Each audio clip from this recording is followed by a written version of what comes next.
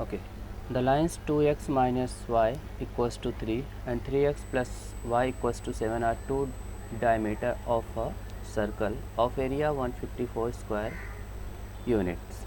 The equation of the circle is, say this one is the circle and this is your center. Okay, these two are a diameter, means these two are a straight line and these two are working as a diameter, so obviously they are intersecting each other. Okay, अगर ये diameter हैं ये दोनों lines, तो ये दोनों lines क्या कर रहे हैं, एक दूसरे को इंटरसेक्ट कर रहे हैं at the centre. They are intersecting each other at center. Okay, so now this center as a O. Now here suppose equation of this line is given that first one let me take 2x minus y equals to 3 and equation of second line this one, this part as a 3x plus y equal to 7. So let us find out their intersection part. That means we have to solve these two equations simultaneously. What is asked? Find the equation of the line. That means once we get the center like in the form of h comma k, am I correct? We'll get the center in form of h comma k and here we'll get the value of x and y in form of x comma y, which will be same as a h comma k. That means a point. And we have a area is pi r square. In short, what we need to have a center and second part we need to have a radius. Radius we will get from this formula, area of 150, area is 154 square unit. So let us solve these two.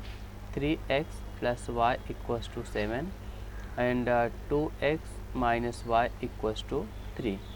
So this become 5x equals to 10 and x equals to 2. So the coordinate will become first is 2. So that is h value is 2. To substitute, we will get the y equal to 4 minus y equal to 3. So minus y equal to minus 1, y equal to 1. The coordinate will become a 2 comma 1. Hence the center will be what? 2 comma 1. H value will become what? 2 comma 1.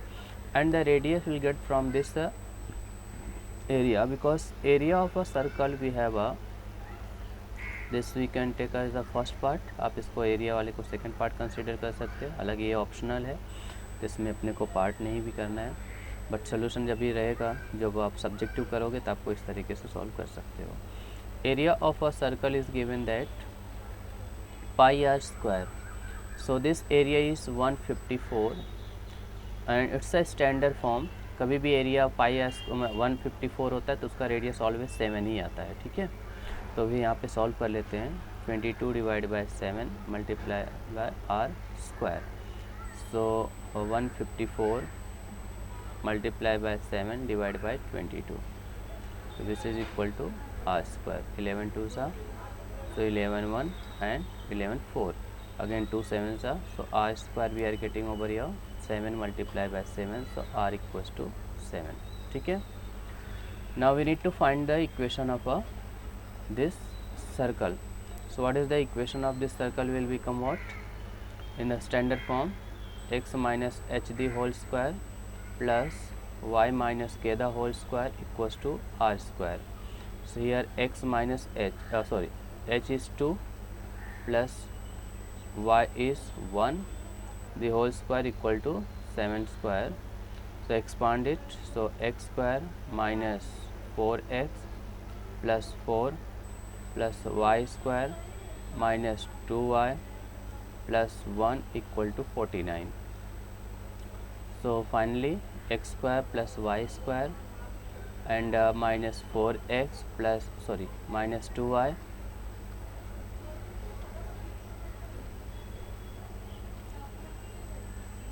this become minus 2y and 4 plus 1 is 5. On this side this become 44. Am I correct? Minus 44 ना, ये मिलके 5 होंगे. On this side become minus 49 which is equals to minus 40 and this will be equal to 0. The answer will become a C.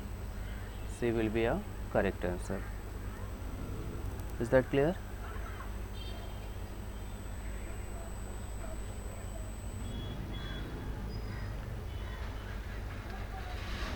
Okay.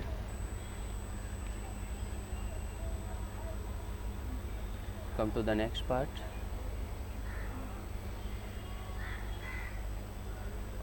Question number 22.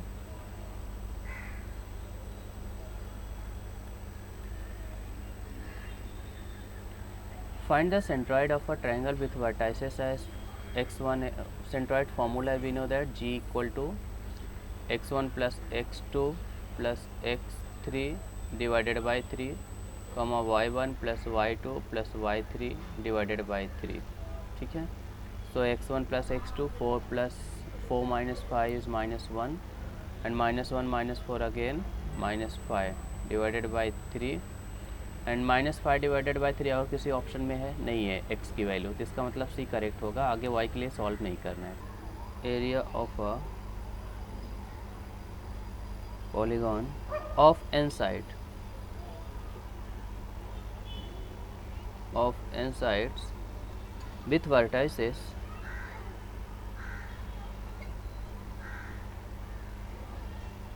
with vertices a1 x1 comma y1 comma a2 x2 comma y2 dot up to nth vertices. तो an comma an xn comma yn. So this one will be equal to half of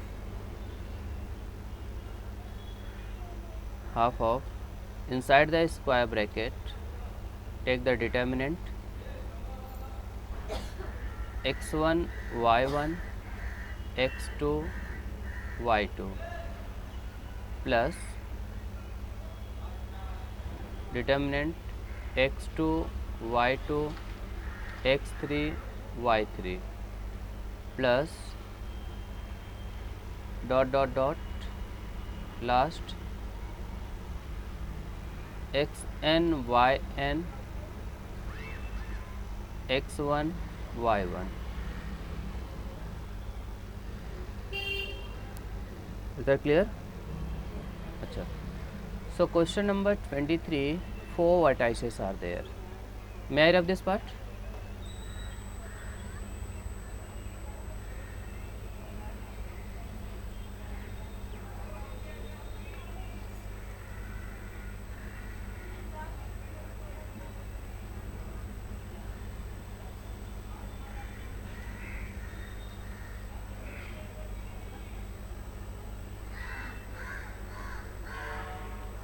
(23) 4 vertices are there. A1 of 2,7, A2 of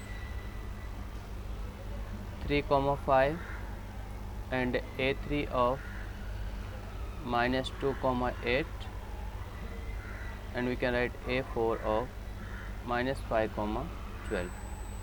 So it is asked find the area of quadrilateral. So it is also a type of polygon of 4 sides.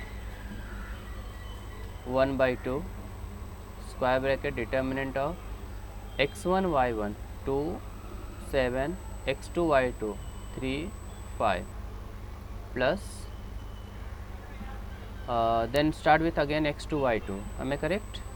3 5 minus 2 8 plus minus 2 8 minus 5, sorry common नहीं आएगा,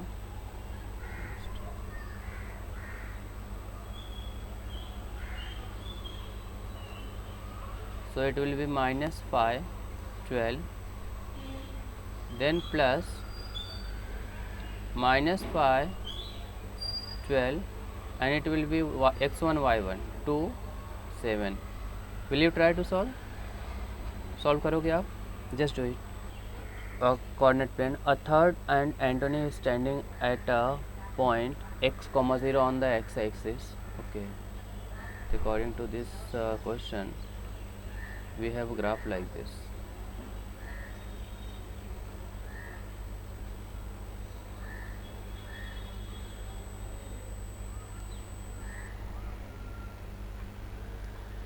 So Anthony is standing something over here, okay, and the coordinate is x comma 0. Both Amar and Akbar starting crawling in a straight line towards the Anthony at the same constant speed. Okay, let me take obviously their coordinates are different, so their location will be different. Am I correct? तो something अगर मैं यहाँ पे एक को लेता हूँ like 3,7 and दूसरे को कभी इधर कहीं से लेता हूँ लाइक 9,1. It's just example. हाँ, हालांकि ऐसा कभी स्ट्रेट लाइन पॉसिबल नहीं है, but try to understand. They are crawling towards the this point with a constant speed and what is the value of X. मुझे एक्स कोऑर्डिनेट की value निकालना है. अच्छा, जब कांस्टेंट स्पीड में आ रहे हैं तो their distance will be equal.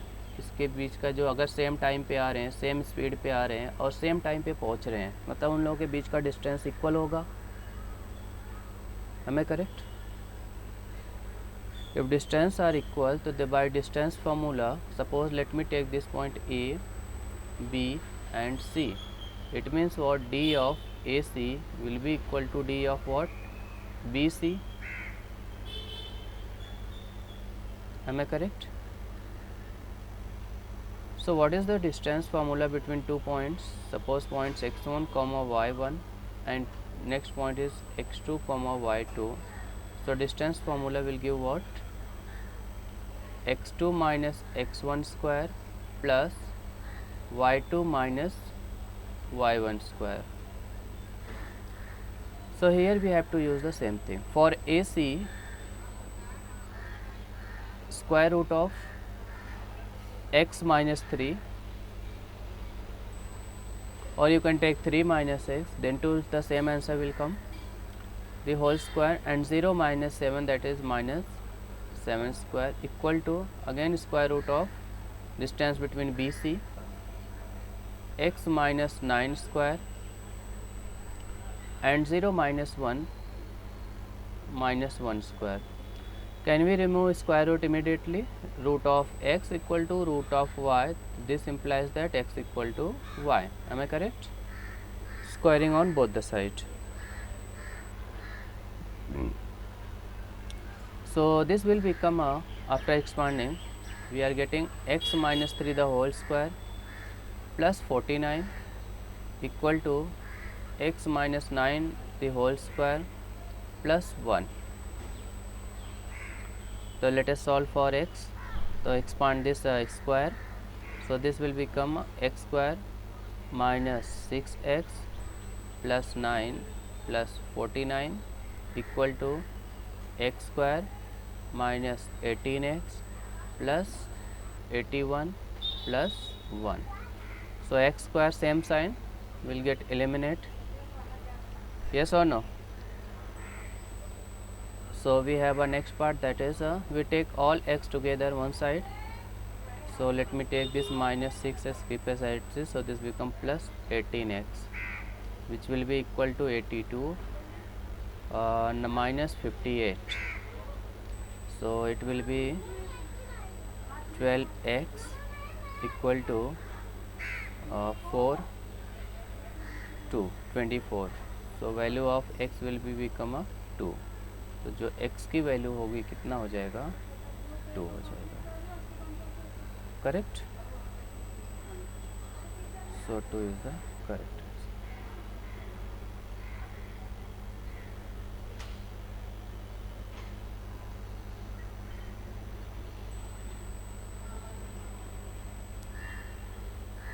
हाँ, बाद में करते हैं. मतलब मैंने ये सोचा है कि जो अपने इम्पोर्टेंट क्वेश्चन है वो थोड़ा रुकते हैं, जो अपने बेसिक जो चैप्टर्स है वो फटाफट पहले फिनिश कर लेते हैं. ठीक है? इन द सेंस कैसा होगा कि अपने पास ऑलरेडी नोन चीज़ें होंगी, मटेरियल ऑलरेडी है, बस हमें क्वेश्चन को फटाफट आगे बढ़ देते. जब हमारा इंपॉर्टेंट क्वेश्चन हो तो और फटाफट फास्ट हो जाएंगे, क्योंकि बेसिक हमने ऑलरेडी कर लिया हर चैप्टर का. करेक्ट? ओके. तो may I start with the this mensuration part?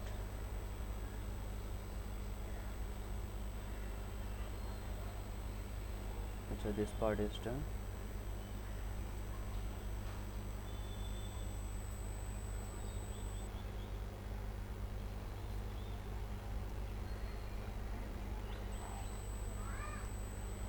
अच्छा, टाइम एंड वर्क के भी इम्पोर्टेंट क्वेश्चन अभी बाकी है ना, मैंने शायद 1-2 क्वेश्चन ही कराए हैं। अच्छा ठीक है, मे भी टेक कल हम लोग 2 चैप्टर का इम्पोर्टेंट हो सकता है ले सकते हैं, ठीक है। जैसे अपना चैप्टर फिनिश होता है या फिर अपने पूरे चैप्टर कर लेते हैं, उसके बाद इम्पोर्टेंट की तरफ बढ़ते हैं तो इजी हो जाएगा।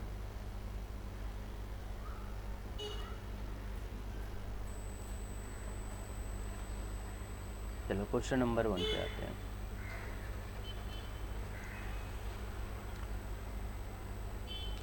जस्ट टेल मी, अपने पास कोई भी एक प्लेन है, ठीक है, चाहे वो प्लेन स्क्वायर रूट के फॉर्म स्क्वायर के फॉर्म हो या रेक्टेंगल हो या फिर कोई भी रहेगा। तो पहले कॉन्सेप्ट के थ्रू जाते हैं, उसके बाद मैं फार्मूला 1 बाय 1 आपको देते जाऊंगा जैसे जैसे क्वेश्चन आएंगे। तो अगर just it is just a plane, मतलब it has only length and it has only and breadth, length and breadth is there. अगर मैं आप इसके ऊपर कुछ रखना चाहोगे तो पूरे प्लेन को कवर कर देना है, चाहे आप उसको दूसरे मिट्टी से कवर करना है या फिर कुछ सामान उसमें लाके कवर कर देने हैं, तो ये प्लेन समथिंग 3 डायमेंशनल में दिखना शुरू हो जाएगा। यस और नो? अगर 3 डायमेंशन में दिखेगा तो प्लेन के कुछ हाइट्स बढ़ जाएंगे। जैसे आप इस चीज़ को कवर करते हो, मतलब आपके पास एक पेपर है, पेपर पे शेप में आपने फिर सपोज़ कार्डबोर्ड पेपर लगा दिया, ऐसा 2-3 कार्डबोर्ड पेपर लगा दिया एक पेपर के ऊपर, तो अभी वो पेपर नहीं दिखेगा, it's looks like a cuboid दिखेगा। Am I correct? आप समझ पा रहे हो बेटा? हाँ, हाइट बढ़ते जाए, मतलब आपने अभी क्या दे रहे हैं, अभी हाइट दे रहे हैं। जब हम हाइट देते हैं तो इसका मतलब उसके अंदर का कुछ चीज़ें हम अब उसके अंदर रख सकते हैं। यस और नो? तो जब उसके अंदर कुछ चीज़ें रख सकते हैं, उसे रखने वाले जब कोई भी ऐसा पार्ट हो जिसके अंदर हम कुछ चीज़ें रख सकते हैं, that is known as a volume, उसी को हम वॉल्यूम बोला जाता है।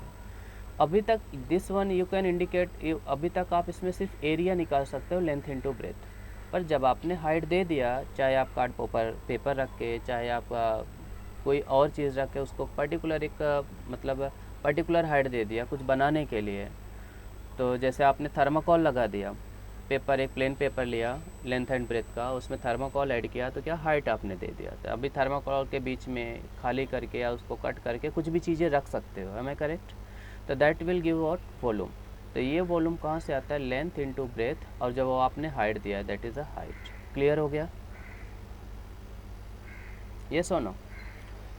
The same question for question number 1 पे एक ही कॉन्सेप्ट का यूज़ किया गया है, एरिया एंड वॉल्यूम, ठीक है। एरिया एंड वॉल्यूम का ही पार्ट यूज़ किया गया है, बस थोड़ा सा अपने को इसमें समझने की ज़रूरत है। अब एक फील्ड दिया हुआ है and dimension is 100 by 90, that means length is 100 metre and breadth is 90 metre. Is that clear? And a pit 10 meter long, 25 meter wide and 8 meter deep is dug in one corner of the field. अच्छा, field है तो obviously we can dig, तो डिग हो सकता है, कुछ problem नहीं उसमें। And that is what?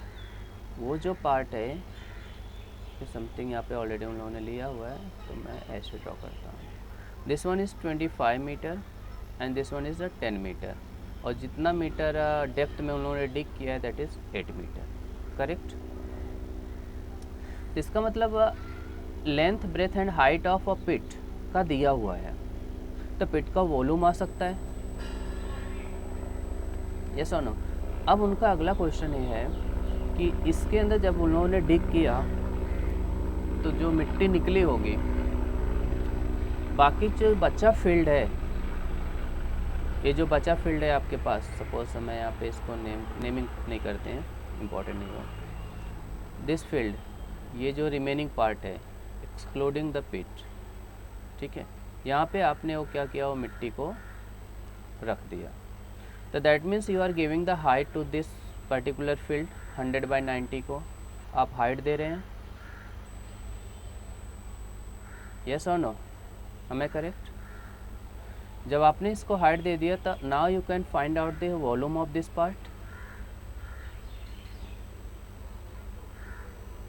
अभी तक हम रेक्टेंगुलर डायमेंशन का जो था उसका वॉल्यूम नहीं फाइंड आउट कर पा रहे थे, बट हमें वॉल्यूम फाइंड आउट करने के लिए हाइट हमने ऐड कर दिया, क्योंकि इसके ऊपर हमने क्या किया, मिट्टी लगा दिया। कौन सा, जो हमने डिग किया हुआ है जो, that means what, volume of this heighted part, जो हाइट है, जो मिट्टी आपने निकाला है, वो वॉल्यूम ऑफ पिट के इक्वल होगा, क्योंकि आपने उसी में से निकाल रहे हो बाहर।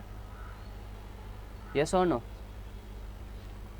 तो पहले तो मुझे ये जो पिट वाला एरिया है इंक्लूड नहीं करना है, तो हम क्या करेंगे, पूरे एरिया में से पिट का एरिया पहले हम सब्ट्रैक्ट कर देंगे, करेक्ट? तो that is the area of rectangular field.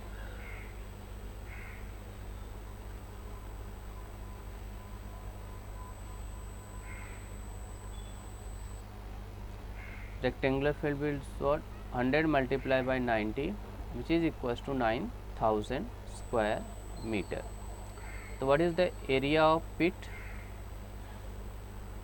पहले तो एरिया निकाल लेंगे, that is a 250, am I correct?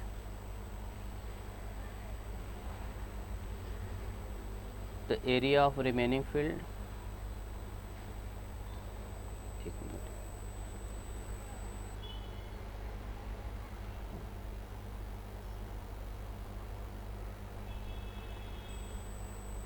will be what, 9000 minus 250, which is equals to 8750 square meter. ये इतने एरिया पे हमें वो मिट्टी चढ़ानी है, am I correct?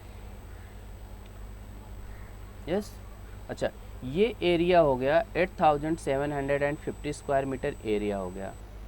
अगर मैं इसी एरिया में हाइट का मल्टीप्लाई करूँगा तो मुझे वॉल्यूम आ जाएगा, एम आई करेक्ट? और यही वॉल्यूम किसके इक्वल हो जाएगा, वॉल्यूम ऑफ पिट, क्योंकि मिट्टी तो वहीं से निकाल रहे हो, उतनी मिट्टी चढ़ाओगे जितना आप पिट से निकाल रहे हो ना। Are you getting me? That means h में अगर इफ़ यू मल्टीप्लाई इस रिमेनिंग फील्ड एरिया में एच का मल्टीप्लाई करता हूँ 8 into 7 into 50, this will give the volume of this required field, जो मैंने ब्लैक डॉट से किया हुआ है पिट को छोड़ के, क्योंकि पिट को हमने क्या किया यहाँ पे सब्ट्रैक्ट कर दिया। 8750 वहीं से आए, क्योंकि हमने 250 स्क्वायर मीटर को क्या किया, सब्ट्रैक्ट कर दिया। मुझे इस यहाँ पे तो मिट्टी अभी लगा नहीं सकते ना, क्योंकि वो तो एरिया डिग किया हुआ एरिया है। Are you getting me?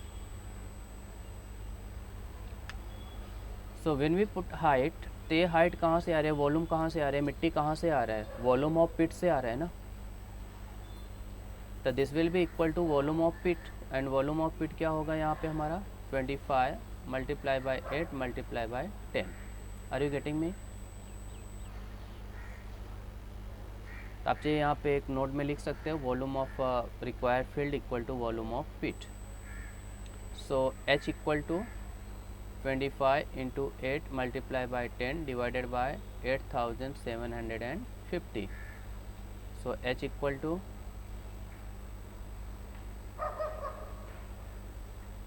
This will become what, 2000, या तो आप 2000 मत करिए, डायरेक्ट यहाँ से कैंसिल आउट करिए, 0 25 3 जा 75, then again we have a remaining part will become what,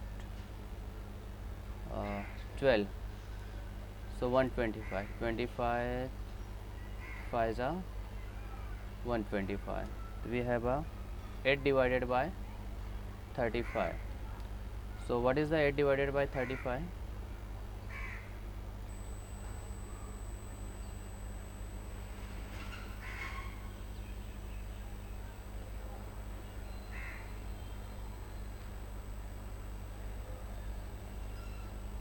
कितना आ रहा है, 0.22। और भी आगे कुछ होगा, एग्जैक्ट तो नहीं आए, 85। Okay, we are calculating in terms of what, metre. हम किसके फॉर्म में कर रहे हैं, मीटर में, बट यहाँ पे हाइट पूछा है सेंटीमीटर के फॉर्म में, am I correct? height is asked in terms of the centimeter, so we have to multiply with what, 100. So 0.2285 multiply by 100 and this will give a centimeter, which is equal to 22.85 centimeter, which is approximately 23 centimeter. Am I correct? So this was the logic behind this question, 23 centimeter.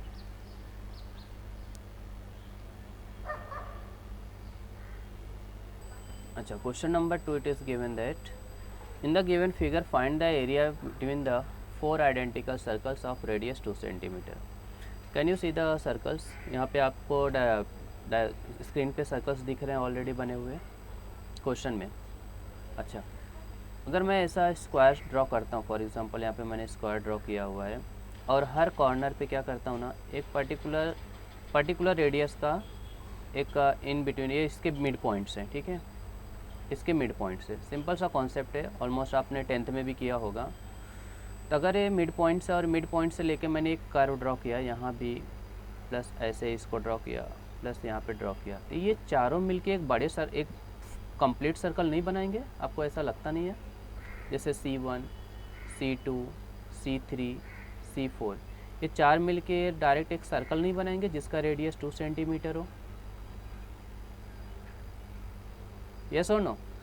आप ऐसे assume करो कि इसी circle, एक circle लेते हैं that we divide in 4 equal part. आपने एक सर्कल लिया और इस सर्कल को क्या किया, 4 इक्वल पार्ट में ऐसा डिवाइड कर,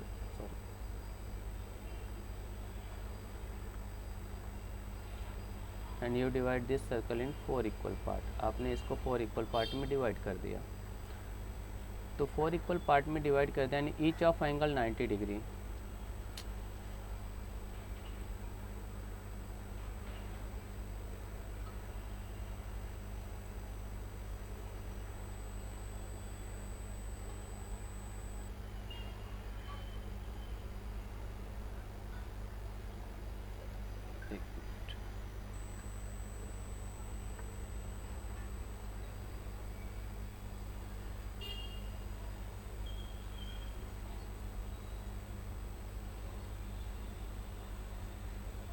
okay, each of angle 90 degree. अगर now you can see over here, आप यहाँ पे देख पा रहे होंगे कि दिस पार्ट, एक part C1, C2, C3, C4, each of radius 2 centimetre, 2 centimetre.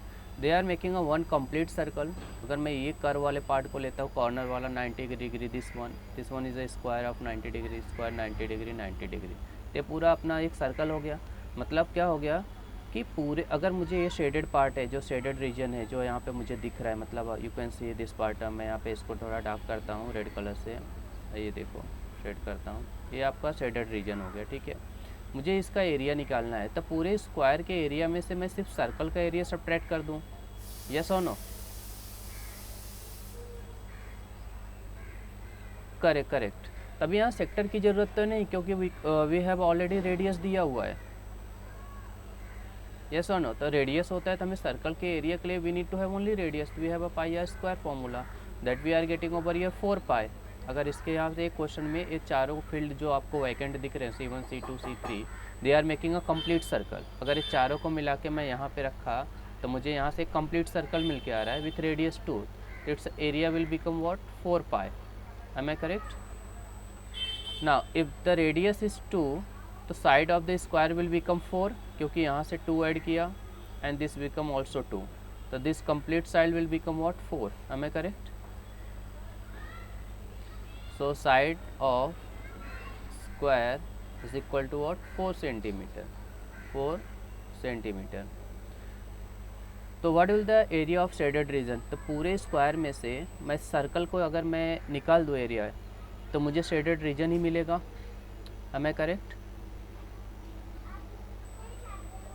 It is asked find the area between the 4 identical circles.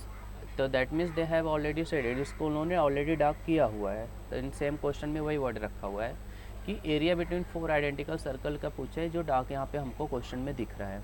तो कम्प्लीटली ईच सर्कल, अगर एक सेक्टर लेते हैं, एक सेक्टर ऐसे हमारे पास 4 सेक्टर मिलके पूरा कंप्लीट सर्कल बना रहे हैं, एंड सर्कल में हमें एरिया निकालने के लिए पाई आर स्क्वायर, मतलब हर चारों का मिला के जो एरिया बन रहा है दैट इज़ अ 4 पाई। चारों सेक्टर का मिला के जो हमें एरिया बन रहा है that is a 4 pi, and area of square of side 4 centimetre that is a side square. Area of a square will become what? Side square, which is equals to 16 centimetre. तभी which one is bigger, ये circle किसके अंदर है? Square के अंदर है, yes और no? ये जो सर्कल है स्क्वायर के अंदर है।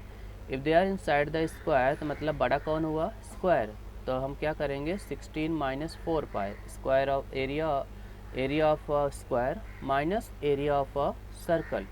तो 4 यू का यहाँ पे, अच्छा 4 बाहर लिया तो दिस बिकम 4 माइनस पाई। तो 4 माइनस पाई हमारा आंसर हो जाएगा, 4 इंटू 4 माइनस पाई।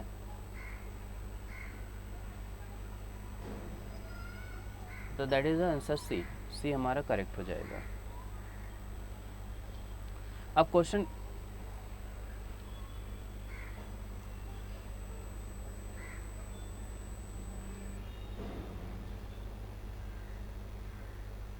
नहीं, एरिया ऑफ पहले, लेकिन आपको बेटा पहले एरिया ऑफ स्क्वायर ही रखना पड़ेगा, क्योंकि ये जो सेक्टर हैं सभी inside the circle, inside the square है। समझ रहे हो ना? तो बड़ा कौन होगा? हमारा स्क्वायर होगा। हाँ, जो आपने बताया, हाँ यस यस, आप सेम वे से कर सकते हो। आप ऐसे करते हो तो इसका एरिया स्क्वायर कितना हो गया? 16 हो गया, and area of sector will become what? Each of 90 degree. तो 90 divide by 360 multiply by pi are square. Am I correct? तो पाई आर स्क्वायर, तो यहाँ पे आर हमारा कितना है? 2 है, तो दैट इज़ मल्टीप्लाई बाय 4। तो व्हाट है? 9 4 जा, तो 4 यहाँ से जा, तो 4 4 जा, cancel out. Am I correct? So this become 16 minus pi, 16 minus pi. But यहाँ पे जो एक पार्ट का एरिया है, ये जो पार्ट है, यस ये एक पार्ट का एरिया, ऐसे मेरे पास 4 है, तो दिस बिकम 4 पाई। तो 4 outside, this become 4 minus pi. Correct? यहाँ से भी आ सकता है। ठीक है।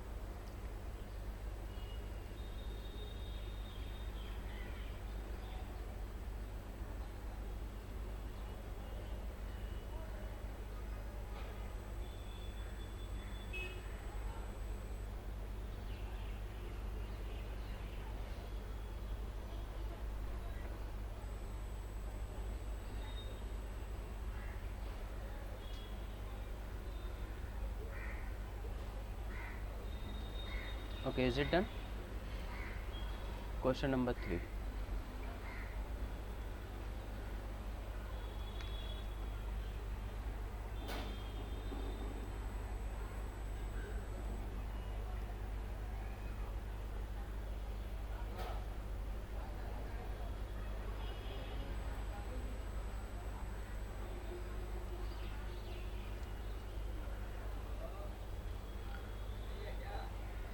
Question number 3. ABCD square of area 8 square centimeter. PQRS are the midpoints of the 4 sides. Arcs are drawn as shown. Find the area of a shaded region. Now it's a, I think a similar type question. They have a, in previous one they have given the complete circle. So now they have given only the sector part. Yes or no? And the area of a square already is given that. तो directly हमारे पास ये question है, but only we need to have what? Radius of this circle, this sector. अभी area दिया हुआ है तो we can find out the side of the square. Area से साइड कैसे निकालते, you can write over here, see यहाँ पे आप लिख सकते हो। तो side square equal to what, 8, तो side will become what, root of 8 which is equal to 2√2, am I correct? This is equals to 2√2.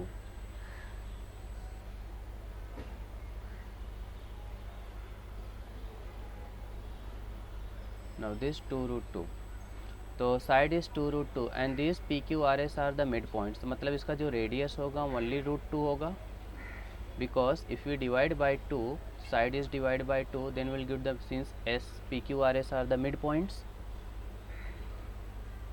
yes or no? Since PQ are the midpoints, therefore radius of each sector will become √2.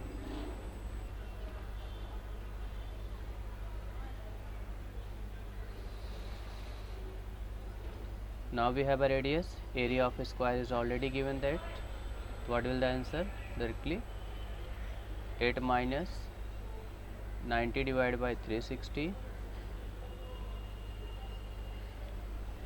multiply by 4 multiply by pi r square, that is pi multiply by r square को मैं सिर्फ 2 लिखता हूँ, चलेगा?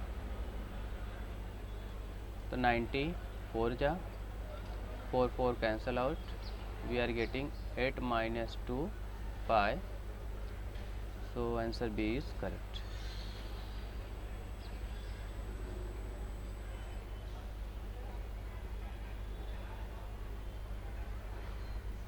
Okay,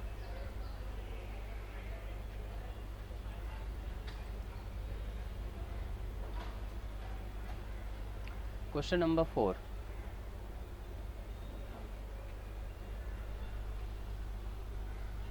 Four equal cubes are placed adjacent to each other to form a cuboid. Okay,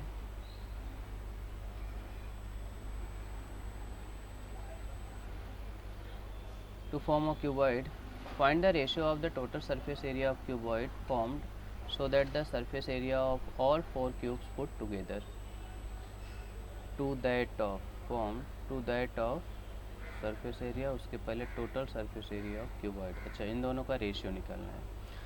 तो कितने cubes हैं? 4 equal cubes है, तो अगर हम साथ में रखते हैं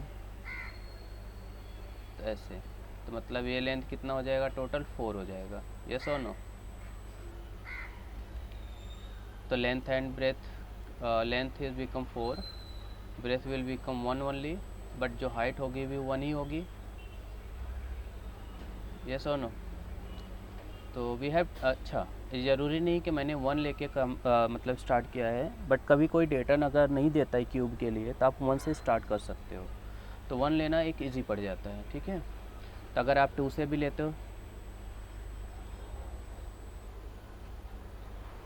नहीं, ईच लेंथ क्या हो गया, मैंने यूनिट अज्यूम किया है, मतलब 1, because length is not given. अगर आप 2 यूनिट का क्यूब अज्यूम करोगे तो दिस बिकम 8 हो जाएगा, इसका जो ब्रेथ होगा the breadth will become 2 and height will also 2, answer वही आएगा, नो डाउट। देखो ना, हाँ यहाँ पे इसमें दिया नहीं है ऐसा, 3 से लेते हो तो 12 हो जाएगा, then breadth and height will become 3, तो जो रेशियो चलेगा वही चल रहा है। Okay, here nothing is given, so that's why I have taken over here 1, और ऐसा कभी दिया नहीं होता तो 1 से करोगे तो सॉल्व करना ईजी होता है। Clear? The length will become 4 unit and breadth will become 1 and height will become also 1. इसका जो वॉल्यूम होगा वो क्या होगा? Volume of cuboid. अगर फॉर्मूला नहीं लिखे हो तो चाहिए तो यहाँ से लिख लो, और ये simple formula I think school geometry में किया होगा, 2 इंटू लेंथ ब्रेथ, यस और no? Length breadth height plus length into height, calculate कर लेते हैं। यही जो क्यूबॉइड बनाया, क्या बोल रहे हो? Volume of cube, sorry length into breadth into height, sorry ये this one is total surface area, तो length into breadth into height, so this become 4 into 1, तो this become volume will become what 4। अच्छा find out क्या करना है, surface area. अच्छा मैंने गलती से वॉल्यूम लिखा है, सॉरी, फॉर्मूला सही लिखा था। We need to find out the surface area of cuboid.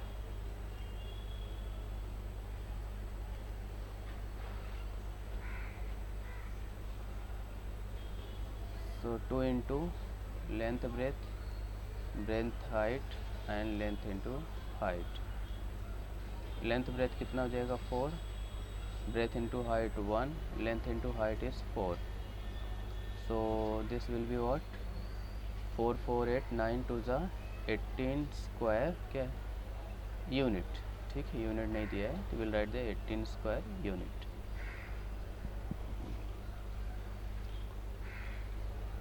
Now to surface area. अच्छा पर क्यूब का सरफेस एरिया कितना है, हमने साइड कितना लिया हुआ है 1, यस और नो।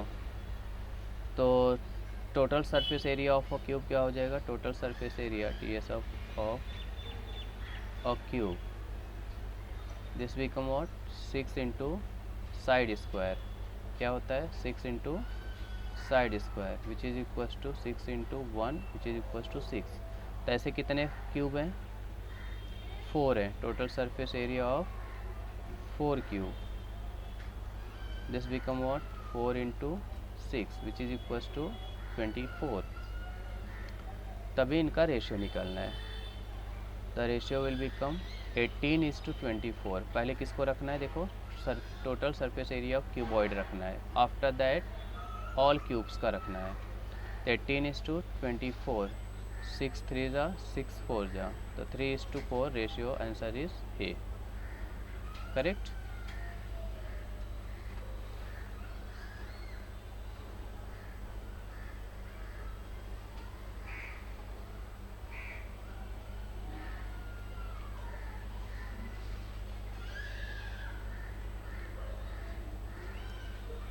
अच्छा क्वेश्चन नंबर 5 पे आते हैं।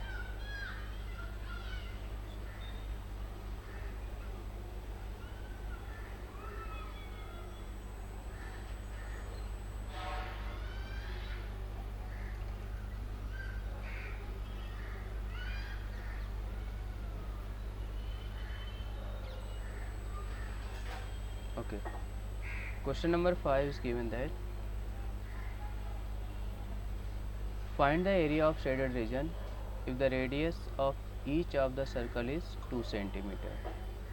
अच्छा ये each of circle is 2 centimeter है, तो जो ट्रायंगल दिख रहा है this will B equilateral triangle, yes or no।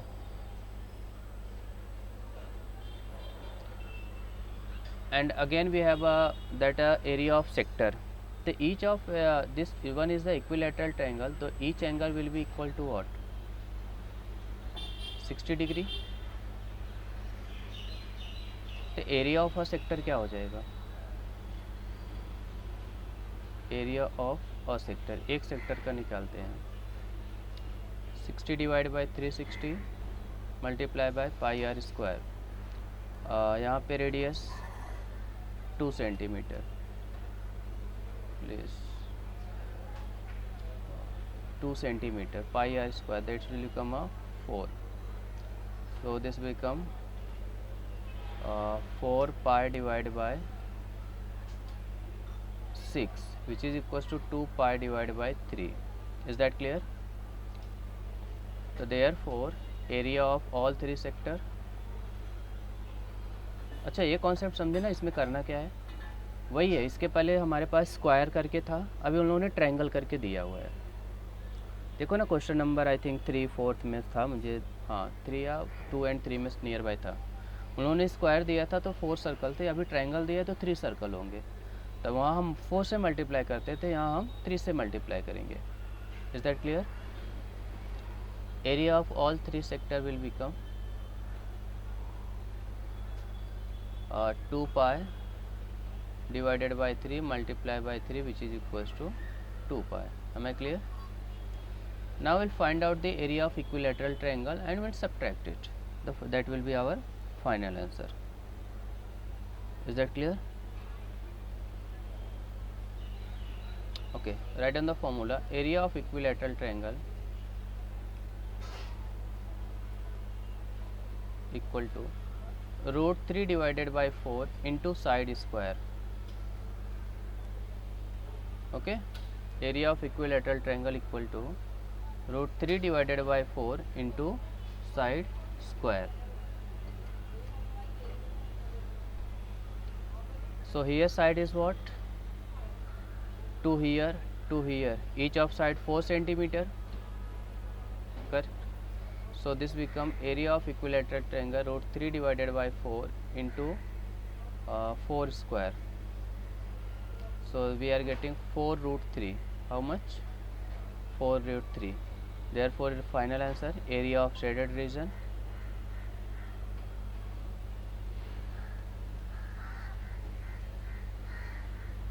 equal to triangle minus sector. Triangle is 4 root 3, sector is 2 pi.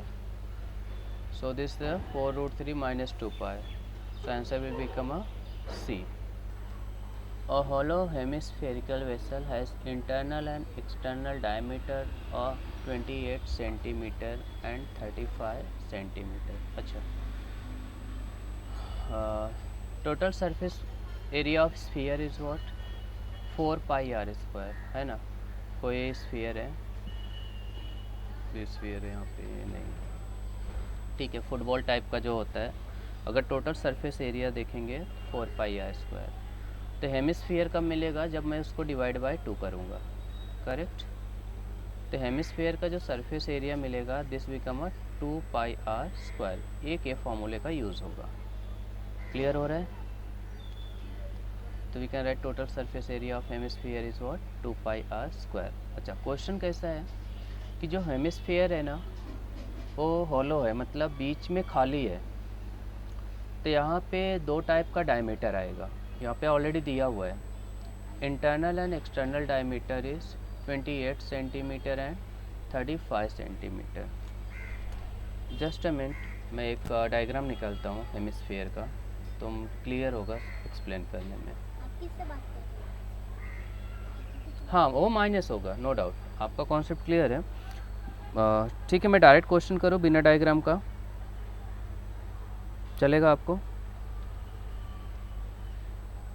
अच्छा,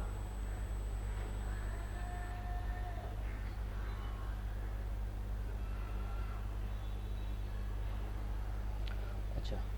तो इनर सरफेस इंटरनल है और एक्सटर्नल सरफेस है. तो इनर और इंटरनल सरफेस का हम क्या करेंगे? सिर्फ उसका सरफेस एरिया निकाल लेंगे.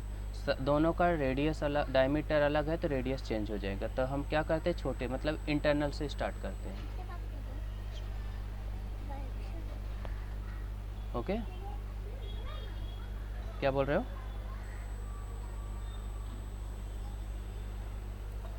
Okay, fine. So D1 equal to 28 centimetre and D2 equal to 35 centimetre. बस अपने को याद ध्यान देना है, this is the inner and this is the outer. ठीक है.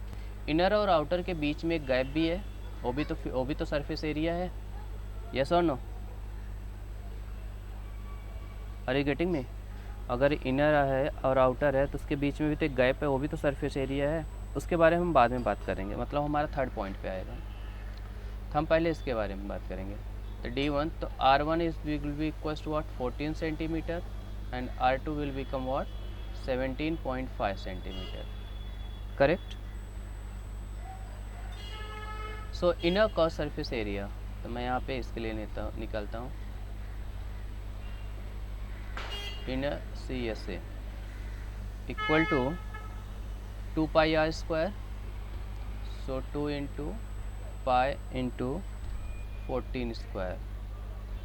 Are you getting me? So we are getting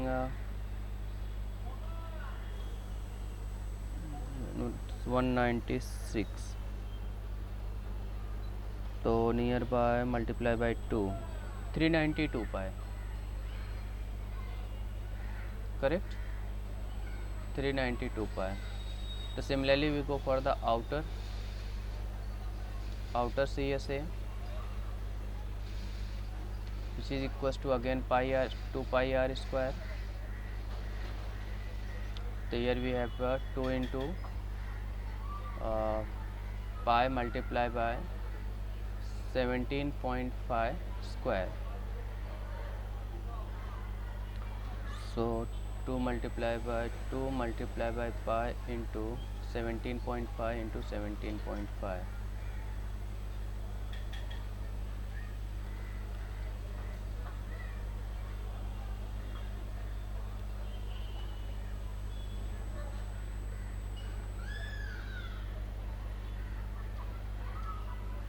$306.25. How much? 306.25 and multiply by 2. Multiply by 2. 612.5. So 612.5 pi. Clear? And these are the square centimeter. Matter यहाँ units का नहीं है, matter यहाँ पे है इसका सॉल्व करने का. ठीक है, ये हो गया inner surface area and this one is the outer surface area. तो इनर और आउटर आ गया. हमें निकालना क्या है इसमें? Find the cost of polishing the vessels all over. All over का मतलब हो गया इनर को भी पॉलिश करना है, आउटर को भी पॉलिश करना है, और जो बीच में गैप है ना उसको भी पॉलिश करना है. Are you getting me? जो बीच में गैप है ना, ये जो गैप आप देख पा रहे हो, ये जो गैप है ये इनर और आउटर को, इसको भी तो पॉलिश कर रहे हैं, बट इसका एरिया कैसे आएगा, है ना? तो इसका एरिया इन दोनों को माइनस नहीं करेंगे. देखो ये जो लोग हैं ना, ये कर्व सरफेस एरिया है, मतलब इनके सरफेस को पॉलिश करने का एरिया है. और हेमिस्फीयर, जब स्फीयर को हम कट करते हैं तो जो ऊपर का प्लेन दिखता है वो कैसा दिखता है? सर्कुलर दिखता है.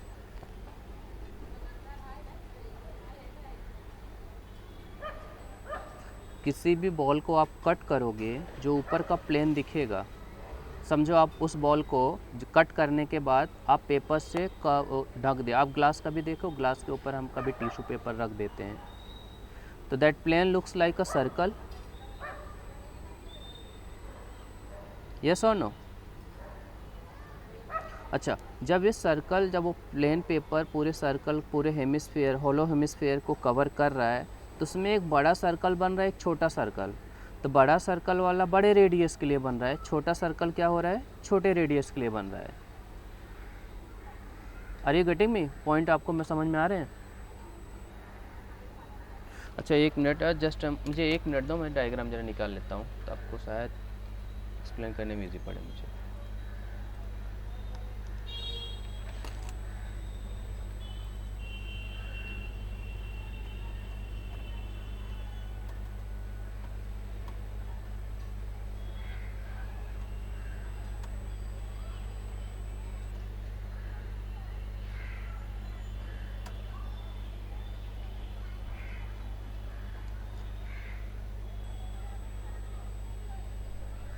यहाँ पे है, देखो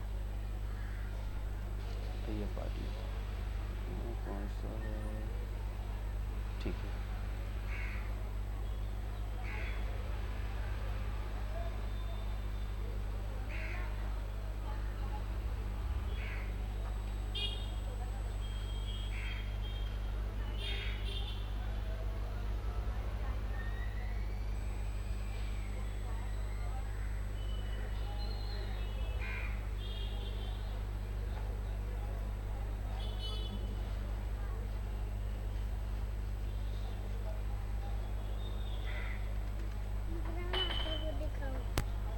बाबू अभी है ना.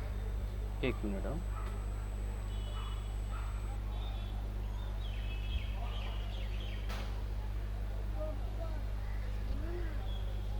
आप जाओ बेटा, मैं पढ़ा रहा हूँ.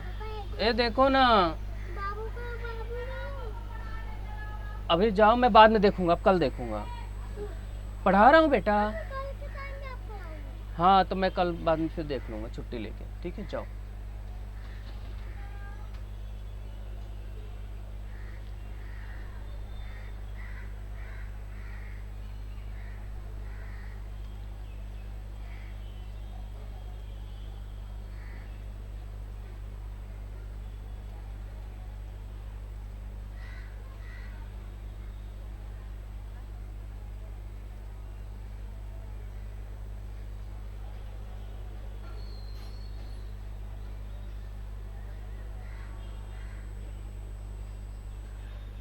ओके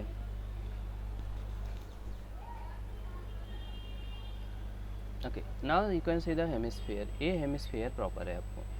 तो यहाँ पे देखेंगे जो सर्कुलर पार्ट दिख रहा है, सर्कुलर, ये कंप्लीट फुल सर्कल। तो जो अपर पार्ट आप देख पा रहे हैं तो सर्कुलर ही है। हमें क्या करना है, ये जो पार्ट, सॉरी दूसरा colour, black black black black, ये पार्ट आप जो देख पा रहे हैं, जो मैंने अभी डार्क कर रहा हूँ, तो this is the part of the circular surface ना। ये जो ऊपर का सरफेस है बड़ा है और दूसरा एक सर्कल क्या है, छोटा है। हम क्या करेंगे, दोनों का रेडियस हमको पता है। ये बड़े सर्कल के एरिया में से इस छोटे सर्कल के एरिया को मैं सब्ट्रैक्ट कर दूंगा तो मुझे ये पार्ट का एरिया आ जाएगा। Am I correct? समझ में आ रहा है बेटा अभी आपको?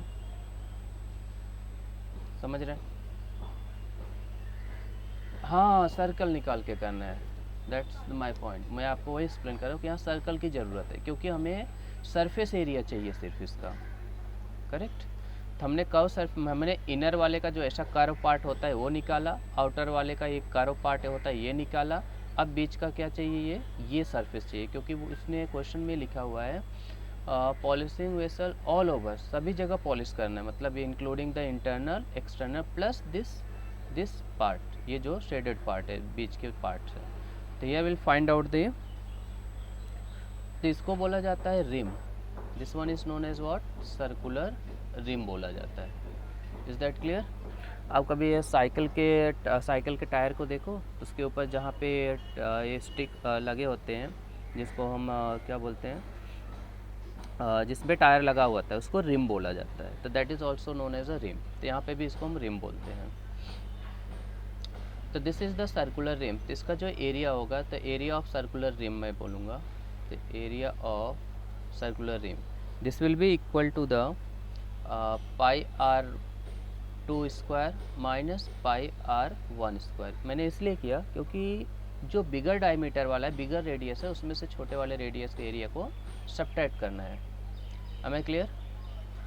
So we can write over here pi into r2 square minus r1 square. So pi into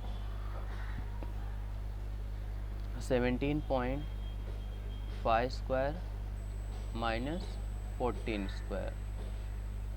अभी ये कैलकुलेशन है, आप इसको कई तरीके से कर सकते हैं, ज़रूरी नहीं कि यहाँ पर ये फॉर्मूला भी लगा सकते हैं, A square minus B square A plus B in one bracket A minus B another bracket, या स्क्वायरिंग, क्योंकि हमारे पास ऑलरेडी कैलकुलेशन है, 17 का स्क्वायर भी है, 14 का स्क्वायर, तो ये सब पार्ट करने की इतना स्कूल अलजेब्रा में जाने की ज़रूरत नहीं है। ठीक है, डायरेक्ट वैल्यू सब्स्टिट्यूट करेंगे। 306.25 माइनस 196, तो we are getting over here approximate 110.25 pi. कितना आ रहा है, 110.25। अभी इतने सारे एरिया को पॉलिश करना है। कौन कौन से हो गए, इनर 392 वाले पाए को, आउटर 612 वाले पाए को, एंड द रिम 110.25 वाले पाए को। तो ये पूरे एरिया को मैं क्या करूँगा, ऐड करूँगा। Clear? Total surface area to be polished, total surface area to be polished, this will be equals to the, तो चाहिए तो आप इनको नेमिंग कर सकते हैं एज अ लाइक, मैं एक्सप्लेनेशन के लिए लिख रहा हूँ A1 A2 and A3। Can you tell me the value, मुझे बताओगे कौन कौन से वैल्यू हैं इसके। पहला क्या है,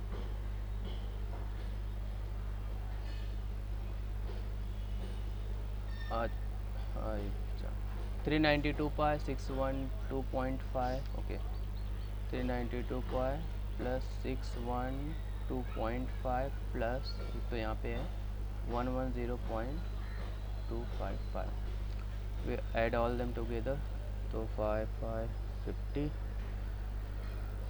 75, हाँ पाई तो कॉमन हो जाएगा, तो हम पाई को कॉमन लेंगे और जब ऐड करेंगे 392 प्लस 612.5 प्लस 110.25, तो this one is giving answer multiply by addition 392 612 110, so वहाँ पे कितना हो गया 75 और यहाँ पे कितना हो गया 114, तो वो 1114.25 3.75 यस और नो। तो 11114.755 this is the total surface area to be polished. तो नाउ रेट, हाँ अभी क्या बोला है कि और कुछ है क्या इसके अंदर? अच्छा कॉस्ट फाइंड करना है वेसल ऑल ओवर। अच्छा इसमें कॉस्ट भी दिया है क्या? हाँ 0.50 पर स्क्वायर सेंटीमीटर है। अब एक चीज़ और इसमें ध्यान देना है, अच्छा सब सेंटीमीटर में ही आ रहा है ना, मीटर तो नहीं कहीं, तो कुछ प्रॉब्लम नहीं, डायरेक्ट 0.5 से मल्टीप्लाई करना है। 0.5 से मल्टीप्लाई करने का मतलब हो गया इसको हाफ से मल्टीप्लाई करना, यस और नो, am I correct? तो it will, this will give approximate,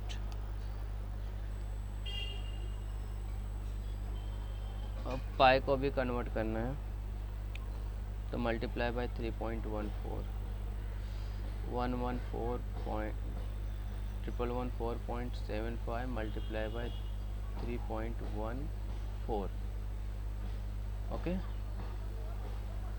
and multiply by 0.50, direct इधर ही करो, क्या मतलब है दो बार। तो दिस विल गिव, मैं यहाँ कैलकुलेशन कर लेता हूँ, 114.75 मल्टीप्लाई बाय 3.4 मल्टीप्लाई बाय 0.50, तो दिस मीन्स गिविंग 1750। तो कॉस्ट ऑफ 1750.61। तो नियर बाय इसके कोई आंसर है? 52, तो अपना ये करेक्ट हो जाएगा। ठीक है, ये जो करेक्शन है ना, तो 1752 वाला 1750.61, इट इज़ अप्रॉक्सीमेटली 1751, यस और नो, बट आंसर 1752 आ रहा है। तो इसमें कभी वो क्या होता है ना, ये जो पाई है ना 3.14, ये अप्रॉक्सीमेट वैल्यू होती है ना, तो कभी कभी 22/7 से करेंगे तो कुछ अलग आएगा, बट 0.12 में ही डिफरेंस आता है, इतना बड़ा डिफरेंस नहीं आता है, ठीक है। तो ये हमारा एक करेक्ट आंसर है।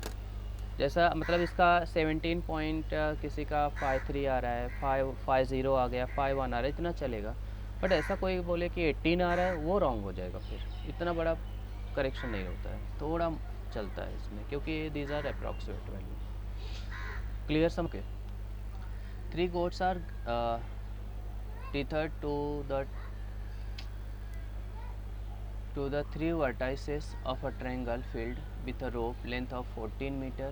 What is the maximum area they can graze if they cannot cross each other?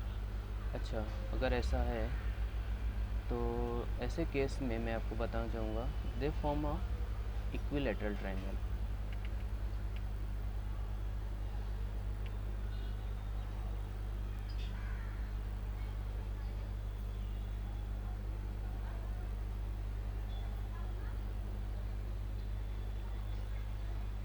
One position over here, यहाँ पे एंड यहाँ पे सपोज G1 है, here is a G2 and this part is our G3, ठीक है। उनका जो grazing area है, तो ऐसे केस में होना चाहिए कि एक दूसरे को इंटरसेक्ट नहीं करना चाहिए, तो मतलब अगर उनका रेडियस समथिंग यहाँ पे है, यहाँ तक G1 आ सकते हैं, यहाँ तक G2 आ सकते हैं, बट एक दूसरे को क्रॉस करके नहीं जाने चाहिए, इस तरीके का रेडियस डिसाइड है। This is also 14, this is also 14, clear. Similarly for this also, obviously यहाँ पे इस एरिया में, इस टाइप के सर्कुलर एरिया में ग्रेजिंग होगा G1 के लिए, this will B also 14, G3 and G2 के लिए भी सेम कंडीशन है, 14 एंड 14। तो इस टाइप के एरिया को ग्रेस करेंगे, मतलब सर्कुलर पार्ट इस तरीके से आ जाएगा G3 के लिए, G1 के लिए भी ऐसे जाएगा circular area, and same for the G2। Clear हो रहा है, समझ में आ रहा है? And it is asked what is the maximum area they can graze if they can not cross each other. अच्छा, तो मैं हाँ सेम पार्ट पे आएंगे। तो here we have a, but यहाँ पे सीन कैसा हो रहा है कि हम सेक्टर के पार्ट को इंडिकेट करेंगे, but for G1 let us assume as θ1, θ2, θ3, ठीक है। So total area will be what, total area, तो area by G1 plus area by G2 plus area by G3। am I clear?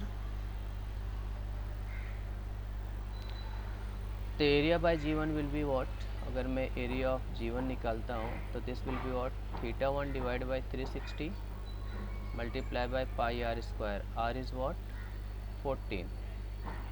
am I clear? तो area by G1 and G2 G3 सबका यही होगा, सिर्फ theta change है, θ1 θ2 θ3।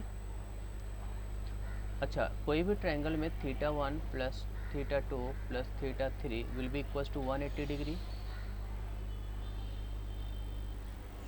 Sum of, by the property of angles of a triangle, sum of all angle will be equals to what, 180 degree. नहीं, यहाँ पे actually equilateral नहीं दिया हुआ है, क्योंकि उनका ना उन लोगों ने एक्चुअली यहाँ पे एक मैक्सिमम एरिया पूछा है, तो इसके वजह से ना तो यहाँ पे डायरेक्ट इक्विलैटरल नहीं ले सकते हैं। So this will become 180 degree. अच्छा, अगर मैं सबको ऐड करूँ तो ये पार्ट जो है 360 and pi and 14 square will be common for all. तो सिमिलरली, तो I can write this total area directly pi into 14 square divide by 360 into θ1 plus θ2 plus θ3, चलेगा, है ना। So pi multiply by 14 square divide by 360 multiply by 180, so 2 times, so pi into 14 multiplied by 2, so this will be equals to 2 into 7 98 pi, so 98 multiplied by 3.14, so this will give approximate 1 minute, 98 3.14 multiplied by, so this is giving the 307.72, approximate 308 square meter, yes or no? Approximate 308 square meter. So ABCD is the cyclic quadrilateral. Write down one property of cyclic quadrilateral, and they are asking about the angle, तो angle property एक cyclic quadrilateral का लिखते हैं। Sum of opposite angles of a cyclic quadrilateral is supplementary, ठीक है। Sum of opposite angles of a cyclic quadrilateral is what, supplementary. Cyclic quadrilateral touch all vertices lies on the circle. इसके जितने भी vertices होते हैं cyclic quadrilateral के, वो circle पे होते हैं।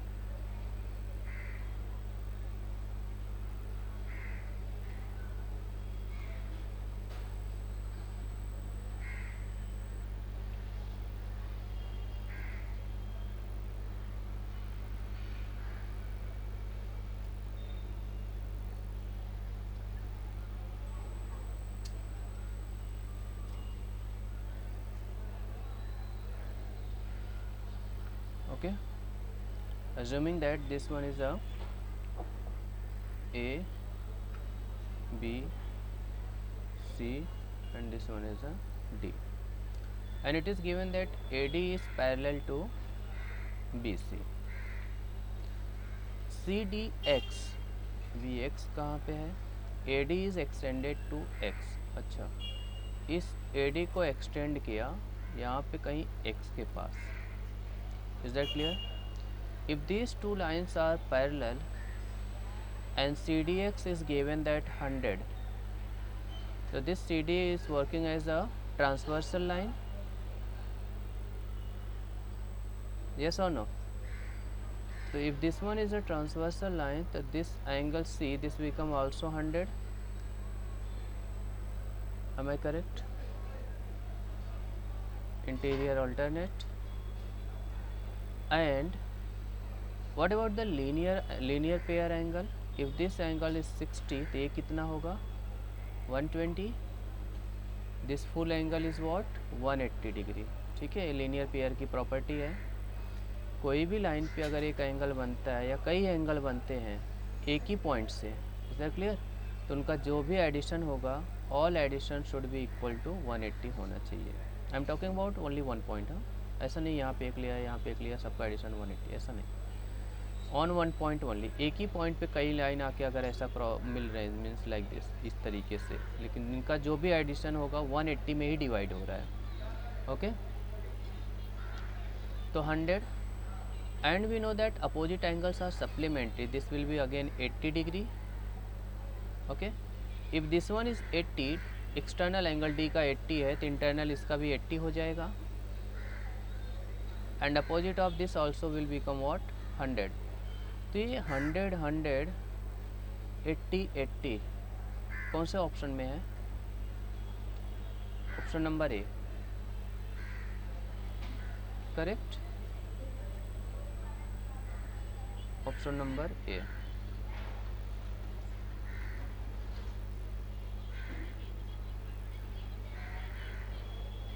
डन?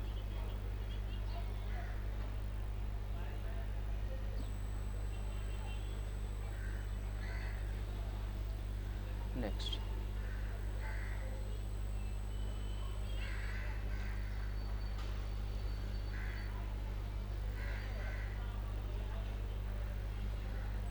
Question number 9।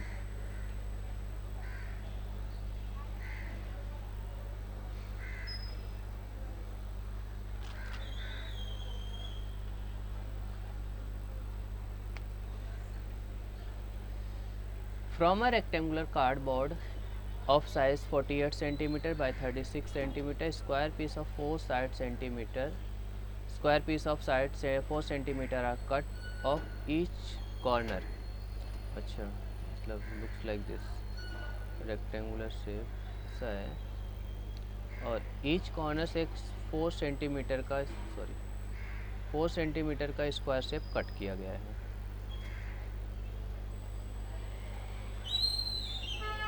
आपने कभी ऐसा कट करके कोई ऐसा बॉक्स बनाया हुआ है? इससे कोई एक्टिविटी स्कूल में किया होगा, यस और नो? अगर जब आप ऐसा कट करके जो बॉक्स बनाते हैं उसकी जो हाइट होती है, जो कटिंग पार्ट का ही हाइट बनता है, एम आई करेक्ट? बीच में जो गैप दिखता है कटिंग की वजह से दिखता है ना। तो अगर बीच में जो गैप कटिंग की वजह से, तो इसका मतलब इसकी जो हाइट बढ़ जाएगी, कितना बढ़ रहा है? 4 सेंटीमीटर। उनका एक ही क्वेश्चन है, इस 4 सेंटीमीटर जो ऑल साइड कट करके पीस को फोल्ड किया जाता है, एक बॉक्स बनता है।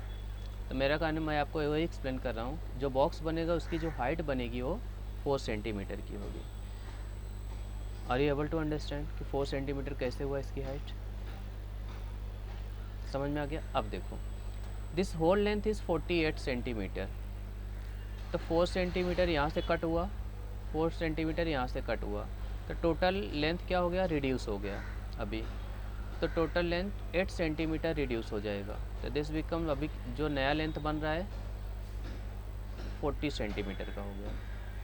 Now this again reduce by breadth भी रिड्यूस हो रहा है, for this side this total is 36, so breadth will become 36 centimetre minus 8 centimetre which is equals to 28 centimetre. ये भी रिड्यूस हो गया।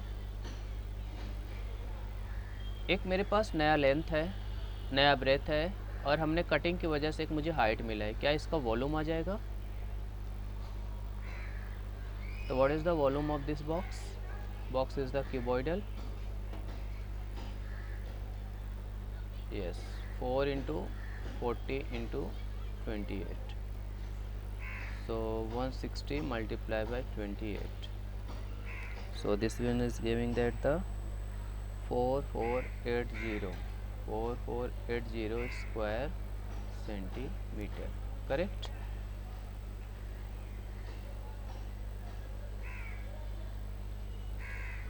Option number C.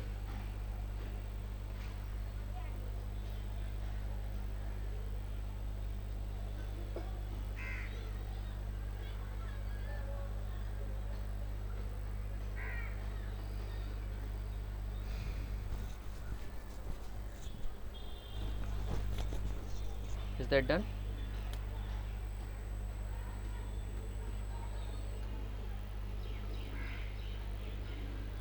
Okay. Now come to the question number 10. अच्छा 10th के geometry में question था और काफ़ी फेमस क्वेश्चन है, शायद आपको याद भी होगा, है ना।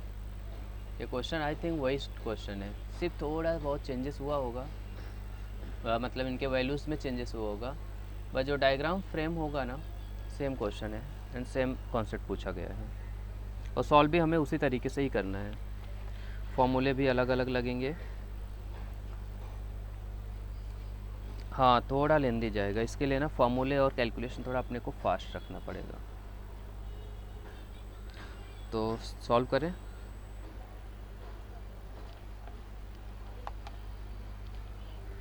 ठीक है।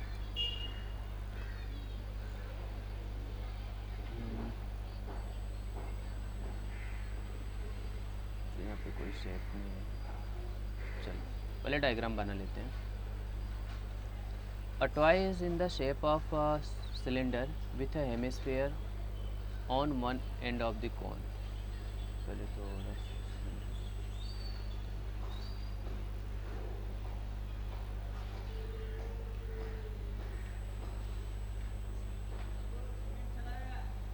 ऐसा लिखो, ठीक है।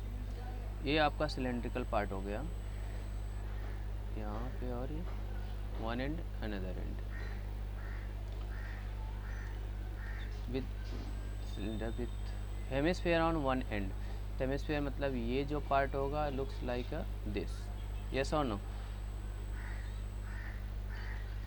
And one end is cone, cone something like this, ये ऐसा दिखेगा। एक पेन कैसा दिखता है वैसा है।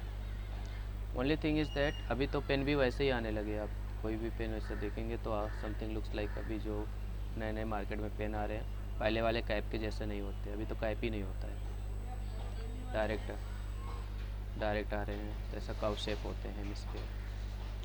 अच्छा तो और क्या दिया हुआ है, अच्छा डायग्राम में थोड़ा बड़ा बनाता हूँ, ठीक है, तो मेरे को एक्सप्लेन करने में मुझे खुद नहीं दिखाई दे रहा था।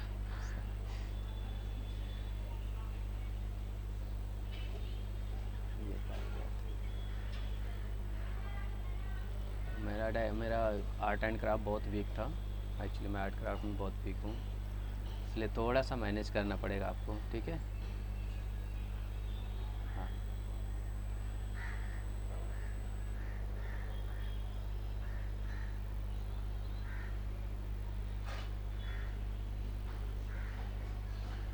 चलो ये सिलेंड्रिकल शेप हो गया, वन एंड सेकेंड एंड, इस एंड पे एक हेमिस्फेरिकल लगा हुआ है एंड दिस एंड पे कॉनिकल शेप है, ठीक है, ऐसा पार्ट है।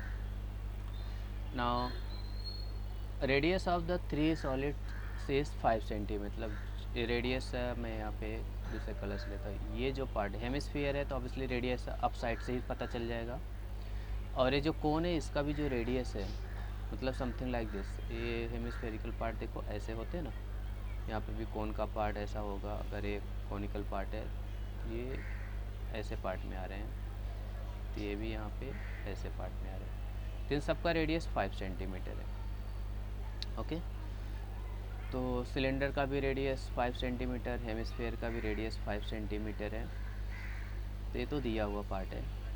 अब आते हैं नेक्स्ट पार्ट पे कि टोटल लेंथ ऑफ टॉय, मतलब यहाँ से अगर मैं एज्यूम करूँगा यहाँ से यहाँ तक फुल पार्ट ट्वाइस का, यहाँ से यहाँ तक मतलब bottom to end top, total is 30 centimetre. ये 30 सेंटीमीटर है, ठीक है।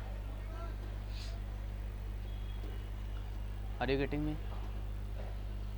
अच्छा, ये 5 सेंटीमीटर हेमिस्फीयर के पहले बात करें, 1 पार्ट पे जाते हैं, 1 2 एंड 3, फिर बाद में क्या करना है, हमको उनको ऐड कर देना है ना। अच्छा, हेमिस्फीयर की बात करेंगे तो हेमिस्फीयर का रेडियस 5 दिया हुआ है,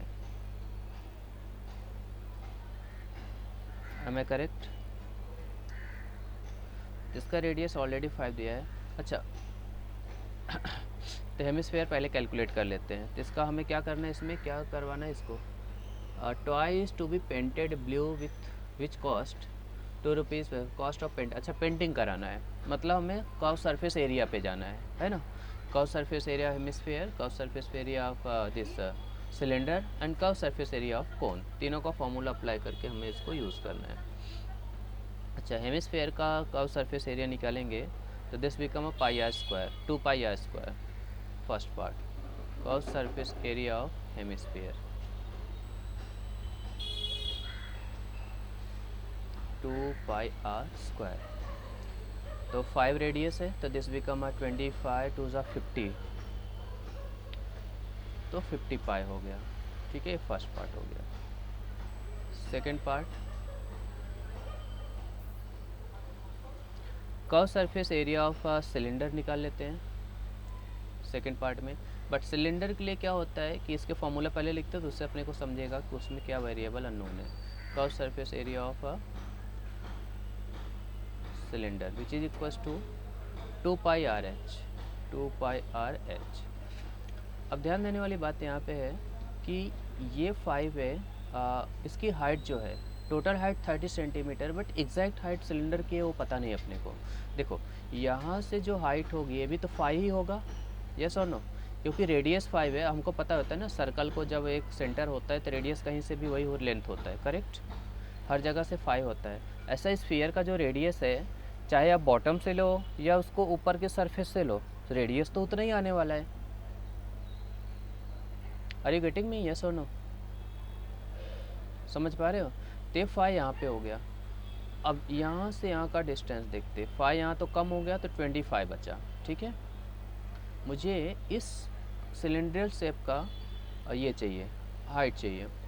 now come to this part, this conical surface, यहाँ पे कुछ कंडीशन भी और होगा।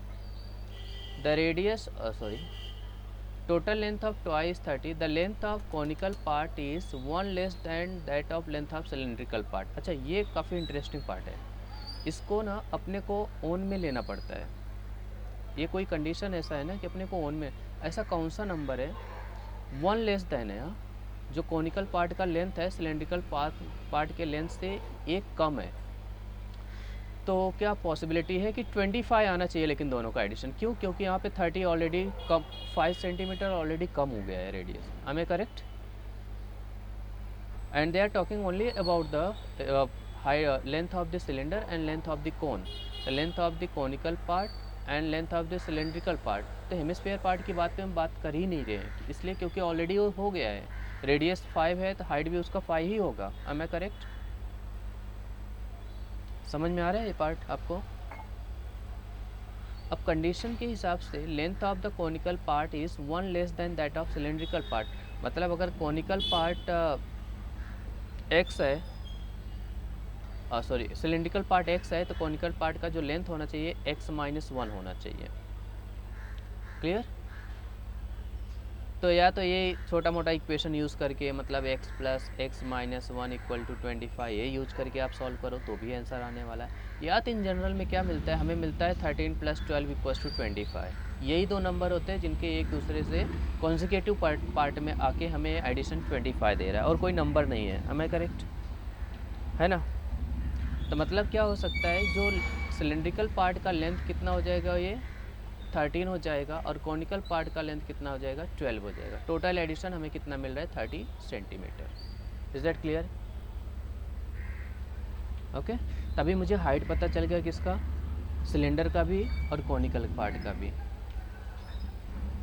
तो रेडियस ऑलरेडी इस 5 सेंटीमीटर है, तो we will apply over here. तो this become a 2 into pi into 5 into 13 which is will be equal to 13 10 130 pi, and this is your second part. Clear? Now let us talk about the third part, that is a cone. Curved surface area of a cone.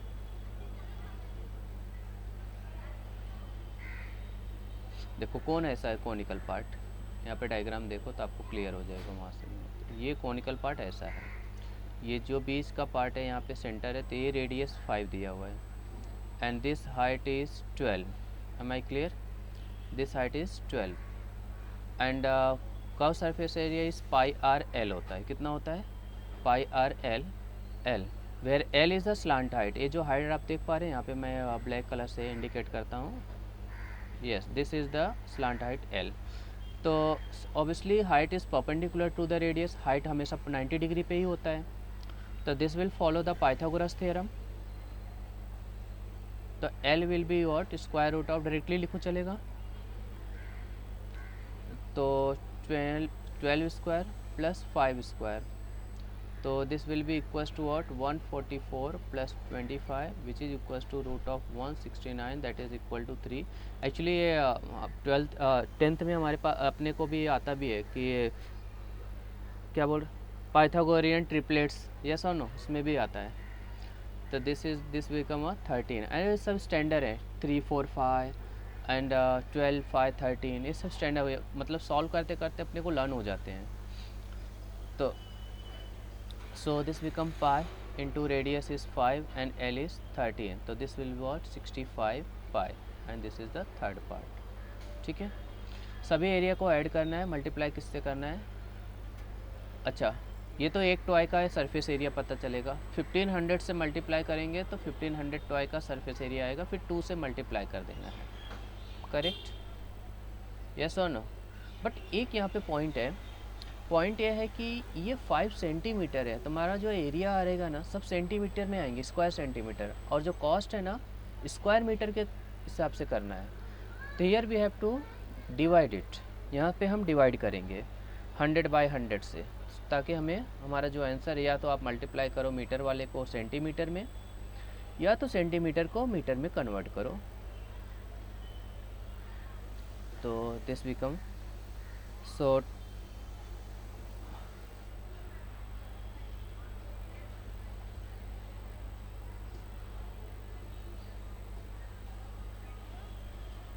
So total surface area, required surface area मैं लिखता हूँ यहाँ पे,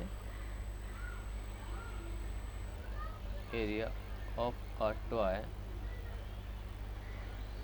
सो 50 plus 130 plus 65 कितना आ रहा है 245 पाई, yes और नो?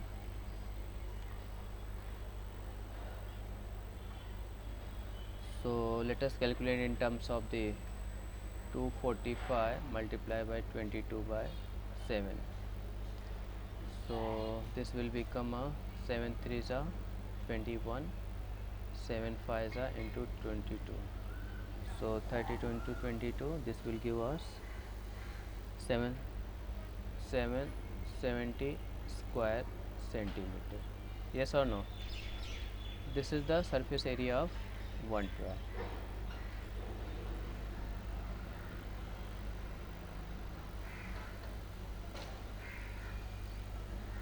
एज जो विश हो आपके ऊपर मैटर करता है,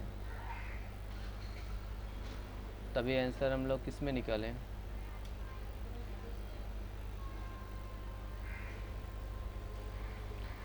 इसको मीटर में करते हैं तो थोड़ा 1500 से मल्टीप्लाई करेंगे तो भी आंसर आ जाएगा। अच्छा, स्क्वायर में सेंटीमीटर को मीटर में कैसे कन्वर्ट होगा? स्क्वायर मीटर में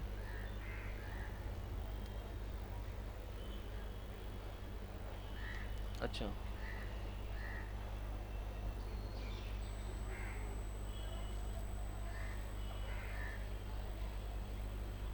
2 स्क्वायर मीटर है, सॉरी 2 स्क्वायर सेंटीमीटर है, या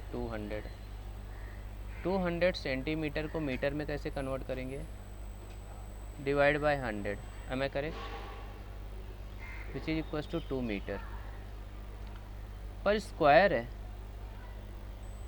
तो फिर से डिवाइड बाय 100 ही करेंगे, तो मतलब क्या हुआ सेंटीमीटर, स्क्वायर सेंटीमीटर और सेंटीमीटर को, मतलब यहाँ पे क्या divide by 100 again multiply by 100 करना है, ठीक है, क्योंकि स्क्वायर सेंटीमीटर है ना। Are you getting me? तो that means 770 divided by 100 multiply by 100, am I correct? तो कितना होगा? 7.7, चलो ठीक है, एक्स्ट्रा पॉइंट यहाँ पे होगा 0.077, करेक्ट? मीटर, स्क्वायर मीटर हो जाएगा, स्क्वायर मीटर।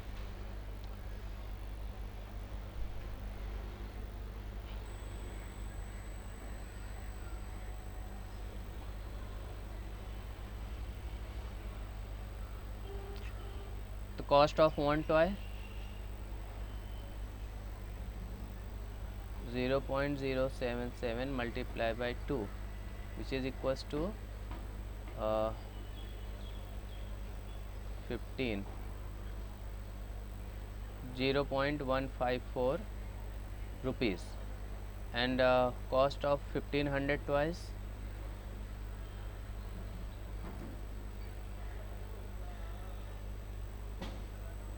0.154 multiplied by 1500, हमें correct?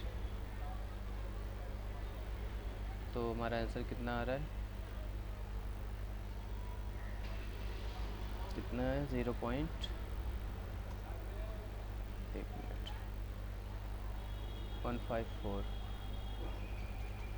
Multiply by 231, this become 231। ऐसा आंसर है क्या अपने पास? अरे लंबा क्वेश्चन हो गया, ठीक है। ये मीटर का मीटर सेंटीमीटर टू मीटर में भी दिया ना, इसकी वजह से 2-3 स्टेप तो ऐसे बढ़ जाते हैं। और number of cost of painting 1500 twice पूछा है, 100-200 पूछना चाहिए, डायरेक्ट 1500। हाँ, और 10th वाला ही है, कॉन्सेप्ट 10th का ही है, बस थोड़ा सा ये जो इसमें क्या ट्रिक था पता है, एक ही पार्ट प्रॉब्लम ये था, ये जो हाइट का था यही था, इसमें बाकी कोई ट्रिक नहीं था। बस बस यस, ये 4 मार्क तो ऐसे मिल गए।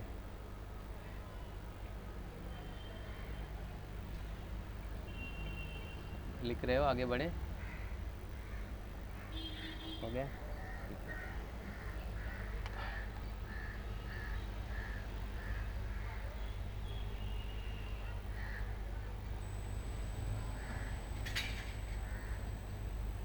एक क्वेश्चन और करते हैं।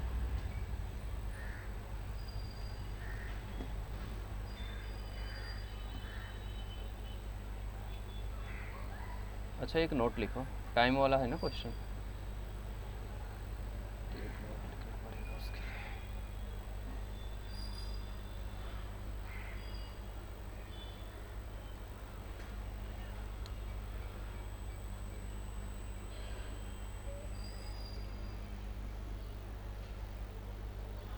नोट ये है, और सिंपल नोट है, तो लिखता हूँ।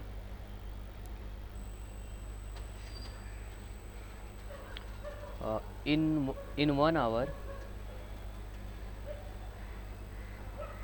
in 1 hour minute hand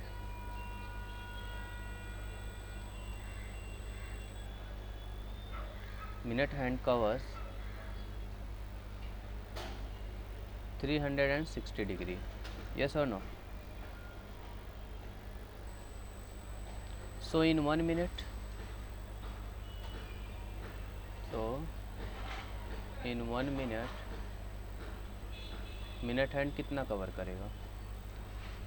so 360 divided by 60, yes और नो? क्योंकि 1 आवर किसके इक्वल होता है? 60 मिनट के। तो 360 which is equal to 6 degree. जो मिनट हैंड है ना, 1 मिनट में 6 डिग्री का एंगल बनाता है। दैट मीन्स अगर 5 मिनट्स में कोई पूछता है कितने एंगल बनता है, तो that we have to answer 30 degree, yes और नो? अच्छा, इसी के बेस पे क्वेश्चन है हमारा, question number 9। The minute hand of a clock is 7 centimetre long, that means it's nothing but radius, yes और नो?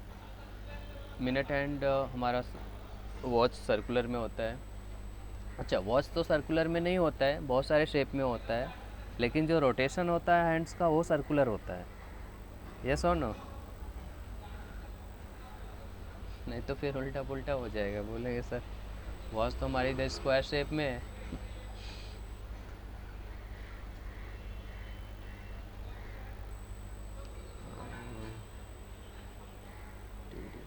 अच्छा, किधर गया? तो radius is equal to 7 centimetre. What is the area saved by the minute hand between the 420 to 445? अच्छा, area of sector के जैसा नहीं लग रहा है? एरिया ऑफ सेक्टर क्या होता है? Theta divide by 360 multiply by pi are square, है ना?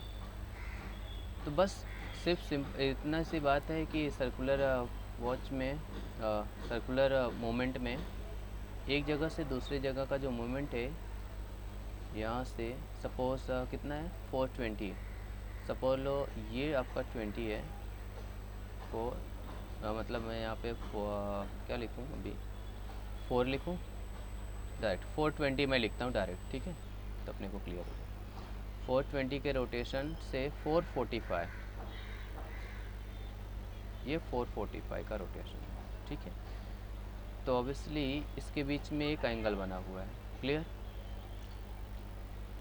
वो एंगल हमसे पूछा जा रहा है। तो दैट एंगल, तभी इसका मतलब एंगल मैं फाइंड आउट तो कर सकता हूँ, वो कैसे? इसके बीच में कितने मिनट्स हो रहे हैं, यस ऑन? यस। तो टोटल मिनट्स काउंट कर लेते हैं। Total minutes will be what? 445 minus 420, yes और नो? तो टोटल मिनट्स कितने आएंगे? 25 मिनट्स में। 25 मिनट्स में यहाँ पे आ जाएगा। But 1 minute equal to 6 degree, since yes, very nice, since 1 minute equals to 6 degree, therefore 25 minutes equals to 25 multiplied by 60, sorry, it's a 6,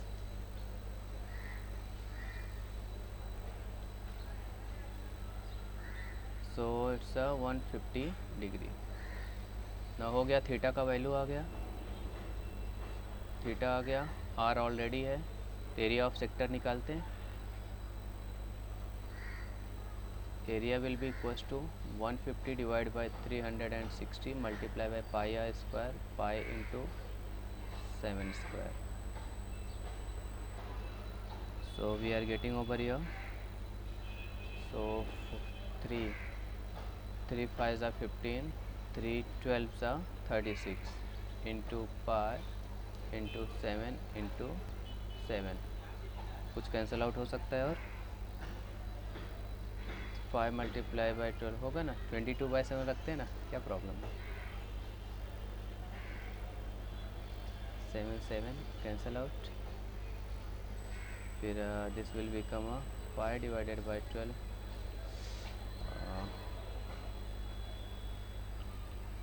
हाँ 2 से कर सकते हैं, तो एक काम करते हैं 110, इसको 11 कर देता हूँ डायरेक्ट। 55 चलेगा? 55 मल्टीप्लाई बाय 7 डिवाइडेड बाय 6, हमें करेक्ट? 64.16 आंसर क्या है हमारा? ए है ना, चलो ठीक है, अप्रॉक्सीमेट 64। ये अप्रॉक्सीमेशन वाला क्यों देते हैं मुझे समझ में नहीं आता है, बच्चे काम का कंफ्यूज होते हैं। पता है चेक करने में कितने बेचारों का टाइम चला जाता है, मुझे खुद बोले थे सर ये पॉइंट में देते हैं ना, फिर अप्रॉक्सीमेशन ये होगा कि नहीं होगा, कहीं मेरा, पता है इसके चक्कर में क्या होता है ना, वो बच्चा वो क्वेश्चन को फिर से रिपीट करता है, कहीं मेरा रॉन्ग तो नहीं हुआ है, कि मेरा पॉइंट में कैसे आ रहा है। आप समझ रहे हो ना, अभी क्या पॉइंट में दिया होता है तो बच्चा कंफर्म टिक मार्क करेगा, आगे बढ़ेगा। अभी उसका पॉइंट में आ रहा है, इधर इधर पूरा परफेक्ट है, वो बेचारे का फिर से 5 मिनट एक्स्ट्रा जाएगा, पूरा चेक करेगा, कैलकुलेशन 2-3 मिनट तो जाए, हर क्वेश्चन ऐसा 2-3 क्वेश्चन आ गए तो गेम हो गया उधर। तो ऐसे टाइप के होते हैं। अभी तो अगली बार ध्यान देना आपके ना, आप चेक मत करना, अप्रॉक्सीमेशन दिखा ना टिक मार्क करके आगे बढ़ लेना। ओके, तो आज के लिए इतना वाइंड अप करते हैं, बाकी क्वेश्चन कल करते हैं, ठीक है। चलो, थैंक यू। हाँ हाँ, नहीं नहीं, जो पहले के ना वो पहले कंप्लीट करते, इसका एमपी पार्ट बाद में भेजो। क्या होगा, बहुत सारे आ जाएंगे फिर बीच में कोई ऐसा छूट ना जाए, ठीक है। तो टाइम एंड वर्क का जितना कराया था उसके आगे का कल थोड़ा सा ज्योमेट्री पार्ट